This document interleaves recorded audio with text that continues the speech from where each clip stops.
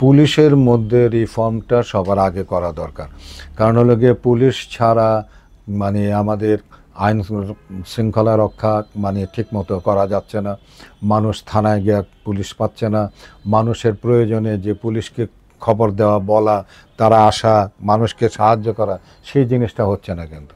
তা আমি কিন্তু এই তত্ত্বাবধায়ক সরকারকে, এই এন্ট্রিম গভর্নমেন্টকে আমি প্রথমে বলেছিলাম যে এখন থেকে আপনারা পুলিশে নিয়োগ দান করেন। কারণ হলো যে আমাদের প্রচুর ছেলে পেলেরা আছে যারা বেকার অবস্থা, তাদেরকে নিয়োগ দান করেন এবং তাদেরকে ট্রেনিংয়ের ব্যবস্থা করেন। যদি আজকে ট্রেনিংয়ের ব্যবস্থা করতো শুরু থেকে যদি করতো, তাহলে দেখেন যে আজকে কিন্তু 2-3 মাসের ট্রেনিং কিন্তু তাদের হয়ে যেত।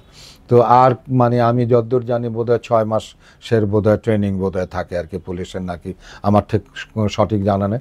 তো এইটা কিন্তু করে না, কিন্তু এখনও পর্যন্ত কিন্তু পুলিশের কিন্তু রিক্রুটমেন্টটা করছে না, এবং এখনও কিন্তু সকল পুলিশ কিন্তু জয়েন করে নাই কিন্তু।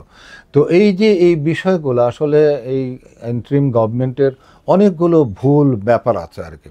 তারা রাষ্ট্রকে পরিচালনা করার জন্য যেভাবে প্ল্যান প্রোগ্রাম করে যেভাবে আসলে রাষ্ট্রকে এগিয়ে নিয়ে যাওয়া দরকার, সেই কাজটি বোধহয় তারা খুব সেভাবে পারদর্শিতার সঙ্গে এই কাজগুলো করতে পারছে না কিন্তু।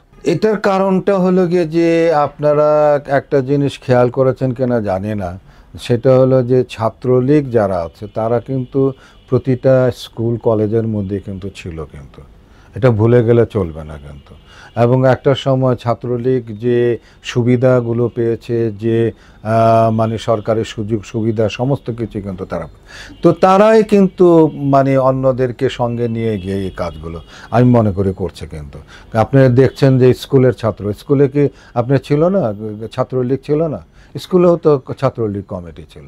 তো কাজেই ওরাই তারা মানে এই কাজগুলো করছে। এবং এই যারা মানে পতিত সরকার, যারা পতিত সরকারের প্রচুর লোক বহু জায়গায় রয়ে গেছে, তারাই কিন্তু এই কাজগুলো কিন্তু দেশকে অস্থিতিশীল করার জন্য কিন্তু তারা এর পিছনে লেগে আছে কিন্তু।